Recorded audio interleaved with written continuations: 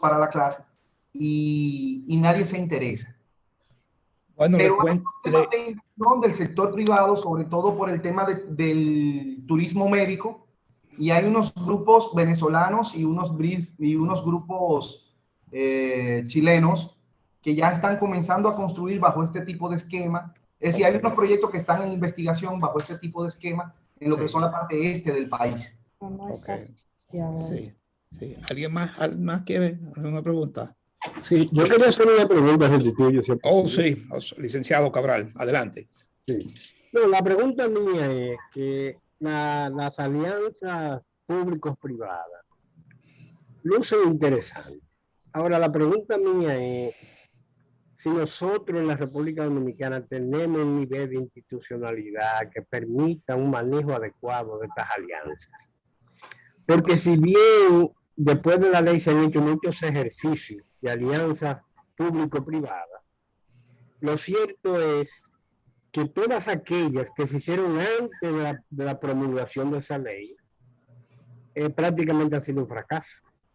Tenemos, por ejemplo, ese ejemplo de lo que se dio con el Hospital Metropolitano de Santiago, el HON, que en un momento dado el Estado tuvo que meter un gran financiamiento y al final eso uno no sabe dónde fue a parar. Pero no solamente en el sector salud, uno lo encuentra, por ejemplo, en otros sectores, como el caso, por ejemplo, de los aeropuertos, que generalmente el Estado pone todo y después termina en manos del sector privado y el Estado no regula nada. Entonces, ya para concluir, si el Estado, que ahí va mi pregunta, si el Estado no tiene nivel de institucionalidad, ni tiene una cultura de fiscalización, realmente los resultados podrían ser buenos, sobre todo partiendo de una cultura de especulación y de querer tener márgenes de beneficio que muchas veces son abusivos. Esa es mi pregunta. Bien, interesante, José, y qué bueno que lo sacas a relucir así. Pues mira, aquí nada más hemos tenido 2 casos de asociaciones público-privadas. Contrario a lo que se cree, la inversión que hace el gobierno muchas veces en empresas privadas, como es el caso del Hospital Metropolitano, fueron unos 100 millones de pesos en el gobierno de Leonel Fernández que se invirtieron. Y como tú bien dices, no se sabe nunca en qué paró eso, en qué quedó. Pero aquí sí tenemos una experiencia, una mala experiencia en asociación público-privada, que es la autopista del Nordeste y el famoso peaje sombra. Claro. ¿Qué pasó en este caso?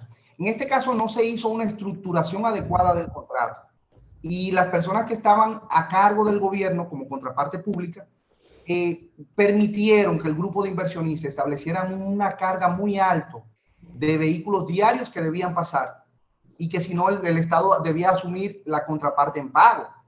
Y es precisamente aquí donde se necesita que la parte pública haga los ejercicios y capacitaciones de las personas que nos van a representar. Anteriormente a esto no había una normativa ni un marco legal, por tanto, por decirlo de alguna forma muy dominicana, se vino a inventar y obviamente los inversionistas se aprovecharon de nosotros. Pero en el caso de los aeropuertos tampoco son alianzas público-privadas que se dan, sino que son concesiones que el Estado hace a empresas, concesiones, es decir, que el Estado ni siquiera recibe ningún beneficio. Y todo esto es lo que se persigue. Con la normativa legal y las reglamentaciones se corrigen muchas de estas cosas. Entonces está la parte de la veeduría social que está incorporada dentro de la ley, en donde los ciudadanos, es decir, por simple oposición al desarrollo de una de estas partes, al desarrollo de una obra, de un proyecto, simplemente el proyecto no avanza. Es un poquito más rígido que lo que es la licencia social en los proyectos, que dice que cuando la comunidad se opone, el proyecto no puede hacerse hasta que, por ejemplo, si se va a construir una planta de gas o se va a construir un matadero y la población se opone, pues la ley establece que no se puede hacer. Pero en cuanto a lo que es en la parte de acciones público-privadas, es un poquito más rígido el reglamento. Y la parte interesante de esto es que nosotros ahora mismo no tenemos la capacidad de invertir grandes sumas y tenemos un déficit mayúsculo en cuanto a lo que es los bienes y los bienes en infraestructura para brindar los servicios de salud y los servicios de salud per se. ¿Alguna otra pregunta? ¿Más preguntas o comentarios? del público, alguien que quiera aportar algo más. Bueno, restituyo, como Sí. no hay nadie preguntando, yo solamente quiero señalar algo. Sí, cómo no. A mí, de todo este proceso, que me parece muy interesante, porque es una forma de inyectar recursos a, por ejemplo, a determinados sectores de la economía nacional. A mí lo que me preocupa es el hecho de que nosotros, República Dominicana, tenemos un problema integral muy grave, un problema integral que tiene que ver con el asunto de la corrupción. Y entonces muchas veces estos proyectos se distorsionan, y se lo digo porque yo también soy abogado y noto que en los tribunales muchas veces pesa más la doctrina, el derecho convencional o el derecho consuetudinario que la propia ley. Entonces, a veces la ley se viola y el juez, cuando usted somete una demanda, se acoge al derecho consuetudinario o al derecho convencional. Entonces yo creo que es importante nosotros trabajar también concomitantemente con esa nueva ley de alianza público-privada, trabajar el tema institucional. Yo creo que hay que fortalecer bien esta ley. Naturalmente, no hay que parar el proceso de alianza público-privada para llegar a un nivel institucional, digamos, relativamente fuerte. Pero por lo menos debe haber una combinación en ese trabajo que ojalá se dé, porque, por ejemplo, el sector salud, que está buscando hacer alianza público-privada, no va a reclamar para hacer eso que primariamente se ve el asunto institucional, de alguna manera. Pero por lo menos yo creo que como ciudadano, porque me gustó mucho el aspecto que citó, creo que su conferencia es muy completa y me parece que la visión es interesante. Pero me gustó una parte en lo que tiene que ver con este tema y el asunto de la deuda. La fiscalización de la sociedad y incluso del mismo Estado a través de los órganos que tiene, como los ministerios, etcétera, etcétera. Pero yo creo que sería importante, como se trata de un problema integral, que eso se pueda de alguna manera fortalecer en el proceso para que concomitantemente con esa alianza público-privada tengamos en la República Dominicana un desarrollo sumamente importante. Ya para finalizar, creo que que en el sector salud. Sí, la doctora Pimentel, un momentito, que José Cabral está terminando. Sí. En el sector salud, en República Dominicana, tengo que decirle que el sector privado está mucho mejor que el sector público. Sí. Y ha tenido un crecimiento importante.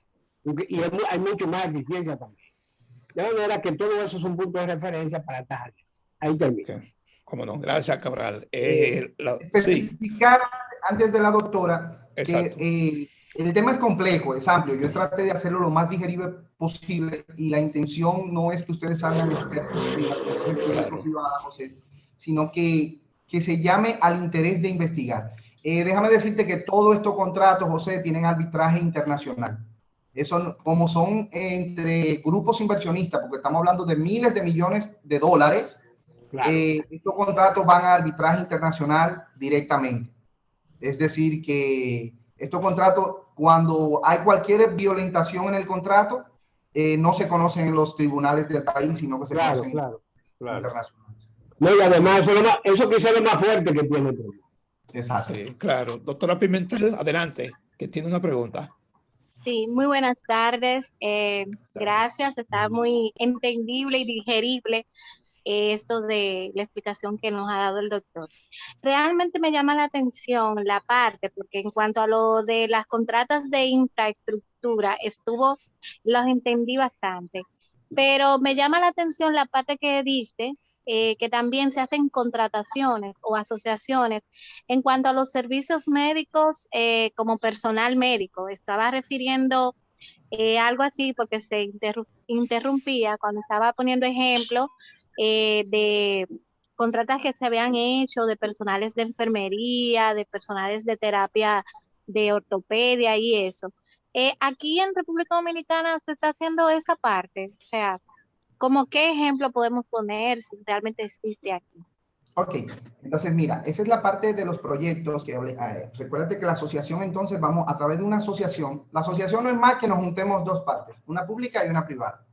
Generalmente estos proyectos vienen con una necesidad pública. Y para ponerte un ejemplo, la región sur del país no tiene ortopedista, nadie quiere ir para el sur. Entonces el gobierno dice que va a hacer un proyecto de bata blanca. en donde va a buscar un grupo de ortopedistas que decidan ir a los hospitales del sur a brindar el servicio. ¿Cuál es el tipo de servicio? Consulta y quirúrgico. Entonces, de momento Ernesto Cruz, que es un visionario, decide contratar 50 ortopedistas y preparo un plan y voy y lo presento al Servicio Nacional de Salud. Y le digo, ustedes tienen 10 provincias, yo les puedo dar el servicio, tienen tantos hospitales, o yo puedo hacer una subcontratación de hospital, de las clínicas privadas, y yo les garantizo que ustedes que van a tener el servicio. Ahora, ustedes deben garantizarme una cantidad de pacientes diario, mensual, anual, en base a lo que haya. Y yo te voy a cobrar 100 pesos por cada paciente que yo te consulte. Y te voy a cobrar 10,000 pesos por cada paciente quirúrgico que yo atienda. Y yo asumo los costos de material de osteosíntesis, quirófano y todo. Es decir, yo le preparo como un paquete, vamos a decir. Entonces, yo voy y hago esa oferta. Entonces, eso es lo que llaman. Entonces, en nuestro país no se ve tanto porque somos una islita hermosa y pequeña y todo está a menos de 3 horas, no importa el punto donde usted esté, del centro. Pero, por ejemplo, en España, donde hay regiones bastante distantes, tú tienes entonces, por ejemplo, que tú necesitas hacer una jornada de prevención de cáncer de próstata y entonces tú haces un proyecto de bata azul y tú contratas un grupo de promotoras y manda 200 promotoras a una región un poquito apartada de la metrópolis y haces este tipo de alianza. No sé si me entienden. El proyecto de Bata Verde, hay una experiencia interesantísima en Brasil. Brasil tiene unas zonas que por la misma selva amazónica que tiene son muy distantes. Entonces muchas veces tú necesitabas trasladarte hasta 600 kilómetros para hacerte una resonancia. Entonces lo que se hizo fue que se hizo una red radiológica, un circuito radiológico, y se instalaron más de 20 tomógrafos, resonancias, y entonces se capacitó un personal técnico de la región, se hacen los estudios y entonces eso va a una gran central donde hay 10 o 15 radiólogos sentados esperando que le manden eso de manera digital y ellos lo leen y lo interpretan ahí. Esto disminuye el costo de traslado del paciente, disminuyendo su gasto de bolsillo y va a impactar positivamente a la población porque van a recibir un servicio diagnóstico de calidad sin tener, imagínense por ejemplo una persona con una fractura de cadera y que la tengan que mover 600 kilómetros a hacerle una resonancia. Claro. ¿Entienden? Entonces, el tema de bata blanca se refiere a eso. En nuestro país no es tan común porque es que tenemos el acceso, por distante que sea o remoto que sea el lugar, estamos a menos de 2 horas de donde puedan brindar el servicio. Pero existen regiones en el mundo donde sí se torna un poquito más complicado la accesibilidad a los servicios. Sí, claro. Sí. Creo que sí. Mirándolo de esa manera, discúlpeme, doctor, Sí, mirándolo claro. de esa manera, sí, he podido ver que sí hay en nuestro país, por ejemplo, se podría dar porque se realizan jornadas de nutrición que son compañías contratadas por una de las ARS y va a dar el servicio en el hospital o en la UNAD donde se vaya a realizar o un centro, perdón. Y sí, o sea, viéndolo ahora, como usted lo acaba de explicar, lo entiendo perfectamente y sí, veo que sí se ha estado haciendo en esa parte. Pongo ejemplo eso, que lo he visto, mensualmente hacen esa jornada. Hay un equipo que no está en el Servicio Nacional de Salud y es contratado, una empresa que es contratada de nutrición y va a X tiempo a brindar ese servicio nutricional, realmente. O sea que aparentemente sí estamos ya avanzando en cuanto a eso. Recuerden la característica de los proyectos de APP. Son proyectos a largo plazo, mayores de 10 años, con unos montos altísimos. Este tipo de acuerdos son acuerdos institucionales o subcontratación de servicios, que puede parecerse. Y la característica, recuerda, de la asociación público-privada es que el bien o servicio al final del contrato termina siendo público. Es decir, que en este caso lo que tú planteas es una subcontratación de servicios. Porque cuando termine el contrato con una clínica que te da soporte en cuanto a capacitación nutricional o una jornada de prevención nutricional, el servicio se agota porque ya no vuelve a estar. Pero, por ejemplo, cuando se construye un hospital, un circuito radiológico, por un contrato de 30 años, cuando se venció el contrato, esos equipos, esa infraestructura es del Estado, queda siendo del Estado. que es la diferencia entonces a cuando nosotros, la famosa privatización, que es la venta de los recursos del Estado para que sean gestionados por la parte privada, que fue lo que pasó aquí en el gobierno de Leonel Fernández en el 96-2000, que se hizo una privatización y se desarmó el Estado casi completo. Pero es interesante que vayamos conociendo y que tenemos... Sí, claro, claro. Crisan tiene un comentario. Crisan, si puede abrir su micrófono para que haga la pregunta. Sí, por supuesto. Adelante. Buenas tardes. Sí, adelante, doctora. Siempre he tenido la duda con el tema de la asociación público-privada. ¿Qué tanto realmente nos falta en República Dominicana para que realmente funcione este tipo de asociación como debe de ser? Es como a nivel de proyección, ¿en qué estamos parados y qué tanto nos quedaría para nosotros poder ver que esto está funcionando? Es interesantísima la pregunta. Y realmente lo que ha faltado es que cambiemos la visión que tenemos, que cambiemos la forma de gestión que tenemos. En República Dominicana tenemos una cultura en cuanto a la práctica médica paliativa y no preventiva. Y me explico. Nosotros hicimos una remodelación de más de 56 hospitales, que todavía hay algunos que están por ahí a medio del mar. No sé el genio que se le ocurrió, no sé el genio, quién fue el genio, que dijo, vamos a remodelar 56 hospitales en toda la geografía nacional al mismo tiempo y sin presupuesto. No sé quién fue, pero me imagino que fue un genio. En una asociación público-privada esto no pasa, porque no se hace una asociación público-privada, es decir, si cualquiera de ustedes está interesado, tiene un amigo, tiene una persona que tenga $2.000 millones y quiere invertirlo, y viene y me dice, vamos a hacer una asociación público-privada para diciembre, le digo, no es posible. Recuerden que yo le mencioné 5 etapas, y las primeras 2 etapas, planeación y planteamiento, lleva entre 2 a 5 años. Es decir, yo voy a hacer 10 hospitales en el sur. ¿A qué población me va a impactar? ¿Pero cuándo? Ahora, no, hasta el final, porque es un proyecto a 30 años que yo voy a hacer ese contrato. De aquí a 30 años, es decir, para el 2050, ¿cuántas personas yo espero que vivan en el sur? ¿Cuál va a ser la necesidad que yo voy a tener de atención médica en el sur? ¿Qué va a haber de aquí al 2050? Porque yo entiendo que de aquí al 2050 ya no tendremos un sonógrafo portátil grandísimo. Nosotros vamos a estar hablando de blockchain, de big data. Entonces, esos hospitales tienen que incorporar esos recursos, esas innovaciones. Y eso debe estar establecido dentro de ese contrato. Entonces, ¿qué nos falta? Una visión de futuro, planificar, saber que si en Santiago hoy viven 5 millones de personas, para el 2050 van a vivir 20 millones de personas y que las necesidades van a ser de tal orden. Y en base a esa planificación, entonces presentar proyectos de alianza público-privada. Muy bien. ¿Alguien más? ¿Algún comentario o pregunta? ¿Estamos bien?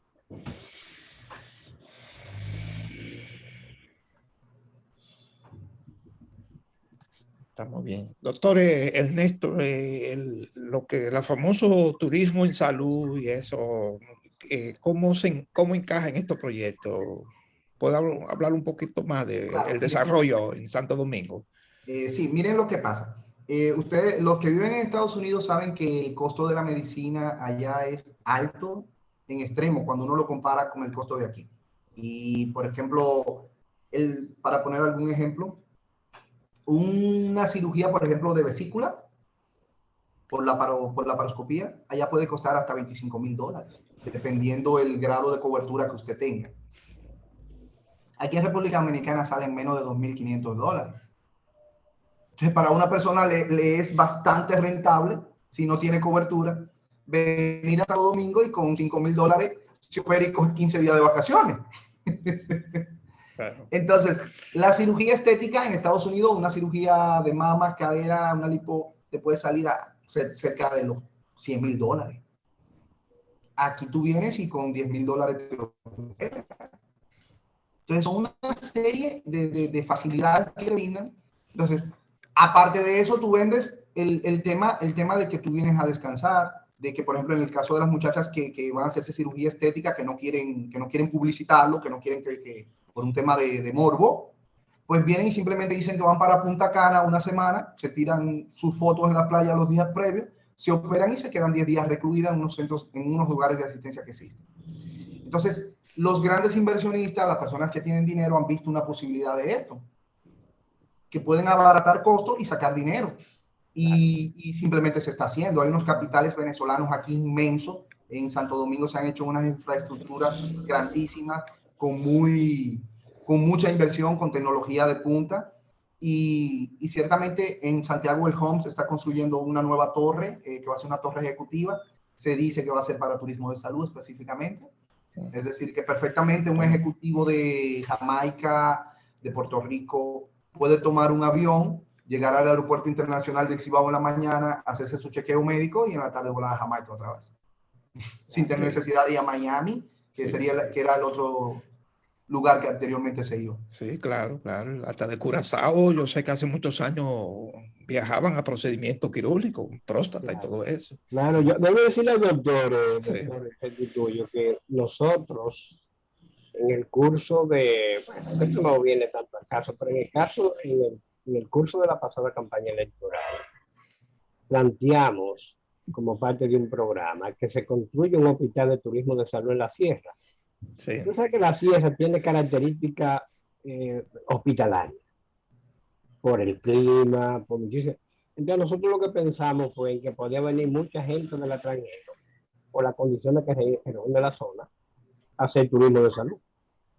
Porque hablábamos de un hospital hasta cierto punto grande, a pesar de que el Estado anunció un hospital ahí público, pero no ya con estas características de un hospital de turismo de salud, que a mí me parece que es una potencialidad muy grande que tenemos para desarrollarlo en diferentes zonas del país. Pero además, ese hospital resolvería un problema de la gente que vive en esa zona, porque ahí hay un hospital bastante deficiente como resultado de poco presupuesto del sector salud. Sí, sí, un hospital muy viejo ya, que está obsoleto. Claro. De muchos años. La edad promedio de los hospitales en República Dominicana para el año 2010 era de 40 años. Claro. Es decir, todos del 70, las últimas construcciones que se habían hecho en 1970. La mayoría se hicieron durante la época del tirano. Sí. Es decir, que teníamos un fuerte déficit en cuanto a estructura. Todavía preservamos en toda la región un gran déficit en cuanto a estructura. Y obsoleta la mayoría. Sobre todo obsoleta. Tú te encuentras con un centro diagnóstico muy bonito, centro diagnóstico y de primer nivel, fulano de tal. Y cuando tú vas, no tienen máquinas en el laboratorio, no tienen sonografía, no tienen cardiografía, no tienen radiografía. ¿Hacen tomografía? No, mira, muchacho, tú eres loco, ¿no? Tienes que ir fuera. Porque es un centro diagnóstico, si no tiene cómo hacer diagnóstico. Todavía no. Sí, sí. ¿Alguien más? ¿Otro comentario o aporte a esta conferencia del Ernesto Cruz? Interesante en los temas de alianzas e inversiones que se necesitan, ¿verdad? Ernesto, tú has hablado del colegio médico y perdone que hable un poco de las cosas internas del colegio, que somos también miembros del colegio. Pero ¿cómo fue el colegio médico recibir una asesoría cuando ellos mismos no usan la parte gerencial? Cuando un restaurante, usted entra a ese restaurante hoy y a los 5 o 7 años entra de nuevo y encuentra la misma mesa, el mismo servicio, y no crecen, no tienen proceso de inversión en ellos mismos, que son los que manejan todos los médicos del país. Bueno, mire, doctor, yo soy parte interesada, como decimos, porque usted sabe que ya comenzó parte la campaña, porque en noviembre tenemos elecciones, y yo soy parte interesada porque estoy trabajando juntamente con un grupo de jóvenes en un proyecto político gremial para alcanzar. Y estamos desfasados. Yo decía al principio que lo que conocemos es una gota y lo que desconocemos es el océano. Los médicos sabemos mucho de medicina, pero ya ahí se acaba la sabiduría y el conocimiento. Sí. Y el colegio se resiste, porque hay personas dentro del colegio que se resisten a los cambios. Y precisamente, como le decía, soy parte interesada, porque estamos apoyando un candidato, estamos trabajando en su proyecto, y y entendemos que eso son de las cosas que deben cambiar. Y le voy a citar un ejemplo, por ejemplo, para que vean cómo anda el colegio. No solo el restaurante, que eso da pena. Sí. Y le quiero poner, por ejemplo, el tema de que en el colegio médico se pagan aproximadamente 350 a 400 mil pesos de servicio de energía eléctrica mensual. Llevamos una propuesta de instalar unos paneles solares que salen en 9 millones de pesos. Ponerlo completamente en 9 millones de pesos. Nos garantiza que incluso sobraría energía para venderle a la CDE. La CDE podría estarnos pagando mensualmente entre 15 a 20 mil pesos, ellos pagándonos a nosotros. Pagamos vamos a dejarlo en 300 redondo para hacer un ejercicio. Al año serían 3.9 millones de pesos, 3.6 millones de pesos. Estamos hablando que en menos de 3 años usted tendría un retorno de su inversión en concepto de ahorro. Y la vida útil de estos paneles solares son de 15 a 20 años. Ahí no estoy poniendo los 10 o 20 mil pesos que la CDE no pagaría, que se deberían utilizar para el mismo mantenimiento del servicio. Pero que yo estoy garantizando con esto, que yo me voy a ahorrar durante 7 años 3.6 millones de pesos. Que al cabo de 7 años estaríamos hablando de más de 40 millones de pesos que yo puedo reinvertir en infraestructura, en mejorar la calidad de los agremiados. Sí, pero cuando claro, este proyecto lo presentamos, se bloqueó. ¿Por quién se bloqueó? Por personas que se resisten al cambio, porque entienden, no se puede usar el dinero, no se puede. Sí. Pero son ejercicios de transparencia. Sí, el claro. tema del restaurante. Tú normalmente pones a alguien a administrar lo que es médico. ¿Qué sabe un médico de restaurante, de hotelería? No puede saber. Nada. No pueden saber. Entonces yo siempre he dicho, tú tienes que contratar a una persona que venga del sector hotelero, de que venga del sector turismo, y que te diga, no, mira, un restaurante lleva estos requisitos. Y que perfectamente el doctor Restituyo venga y esté en el país, y en vez de irse a comer a otro restaurante fuera, diga, no, déjame a mi colegio, porque ahí me puedo encontrar con un colega de aquellos años, compartir. Sí. El cual tenemos, por ejemplo, el tema de la ARS, que es un tema espinoso. Solamente 2 ARS están en números rojos en el país. Increíblemente una es la de los médicos. Pero es que tenemos personas ahí que no tienen ninguna capacidad ni ninguna competencias gerenciales, que no saben de eso, y obviamente entonces vamos a tener que por así decirlo de alguna forma, van a depilar el patrimonio de los médicos, porque todas las empresas del colegio médico es patrimonio de todos los que cotizamos, de todos los gremiados. Claro. El doctor Restituyo que está allá afuera, pero que paga una cuota mensual. Sí. Entonces, se hace necesario un cambio. Se hace necesario que se implementen lo que son las técnicas gerenciales, las técnicas administrativas, que se haga una planeación de las necesidades del colegio médico y sobre todo que se haga una inversión real en infraestructura para adecuar el colegio a estos tiempos. Sí. Muchas cosas, sí. Bueno, si alguien más quiere hacer alguna pregunta o un comentario, doctora Pimentel, ¿usted quiere preguntar algo más? La doctora parece que es nutricionista, ¿verdad? Doctora Pimentel. No, estoy médico familiar y estoy realizando lo que es un máster en nutrición. También y diabetología. Pero realmente, por ejemplo, yo tuve una época que pude aprovechar un tiempo que tenía y me puse a estudiar sobre lo que es la cocina y demás. Así que el doctor no diga que los médicos no saben de administración de esa parte. Porque sí habemos médicos, o sea, y hay médicos que sí. Está obligada entonces a prepararme un plato. Cuando digo que no saben de restaurante, doctora. Gerencia. Ok. La administración en esa parte, ¿verdad? Recuerden, pero por ejemplo, que hay platos que son por temporadas. Por ejemplo. Claro que sí.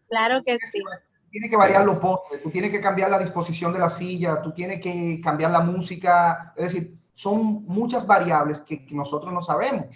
Porque si tú me pones a poner música a mí, en un restaurante yo voy a poner la música que a mí me guste. Sí, pero en las escuelas culinarias se enseñan esas cosas y yo entiendo que, por ejemplo, al iniciar usted habló sobre lo que son las competencias y las capacidades, ¿verdad? Entonces se supone, al igual que usted es médico y se trató e hizo una especialidad en lo que hoy usted no está aportando. O sea, asimismo supongo yo que un médico no es loco de irse a hacer una inversión en el área que sea, sin tratar de por lo menos hacer aunque sea un curso básico de algo. Sí, claro. Eso es cuestión de preparación, doctor, realmente. Una gerencia, sí. Bueno, doctor Pimentel, ¿algo más que quiera aportar? Agradecemos su participación. Yo sé que estamos en temas y van a venir más temas parecidos. Creo que es interesante que usted sea invitado a un panel. Ahí está Cabral también, que tiene mucha experiencia en lo que es las colegiaciones. Desde el punto de vista... Sí. Yo le quiero decir al doctor que me luce muy interesante la participación de ellos en el proceso electoral del colegio médico, porque Sí. este es un problema común a todos los colegios. Y debo decirle que va mucho más allá del fenómeno, porque es fruto de una herencia histórico-cultural del dominicano que cuando llega a una institución se apropia de ella y llega un momento en que no le importa nada más. Entonces yo creo que es importante que se busque dirigir las instituciones, sobre todo los colegios, que tienen incluso poder público, porque son corporaciones de derechos públicos. Sí, Para tratar de mejorar, incluso de que impacte mucho mejor la sociedad, de manera que lo felicito y ojalá puedan tener eso. sí, sí. Ernesto pudo volver, creo que Ernesto se le fue la conexión y ahora regresó de nuevo. ¿Está ahí, Ernesto? Estamos ya en el cierre de la conferencia.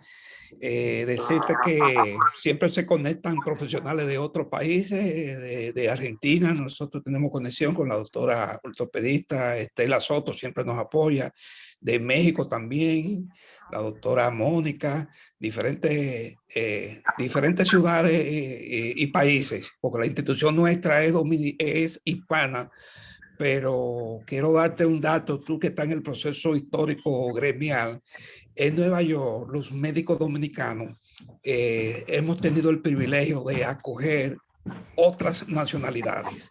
Y en el mundo, solamente los médicos dominicanos han creado institución que acogen a los colombianos, argentinos. Ya los argentinos, los venezolanos hay mucho aquí, no han podido poner una institución. Así que no es fácil mantener una institución hispana, así como esta que humildemente hace este trabajo.